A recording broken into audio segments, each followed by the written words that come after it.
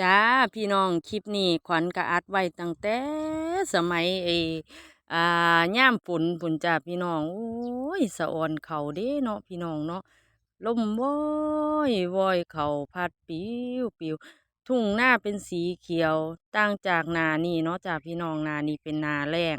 นาแล้งก็ใกล้สิเข้านาฝนและล่ะจ้าแต่ว่ากับบ่เคยพ่อเคยพอเห็นดอกขวัญเกิดมานี่44 ปี บ่ทันได้เคยพ่ออยู่ว่าหนาวเดือนห้าเนาะพี่น้องเคยพ่ออยู่พี่น้องหนาวเดือนห้าตอนนี้เขาเมษาแล้วปกติแล้วมันจะร้อนเนาะพี่น้องแต่ว่าอุบลตอนนี้ยามมื้อเช้าหนาวเด้พี่น้องหนาวหน้าหนาวโบราณเพิ่นว่าถ้าแม่น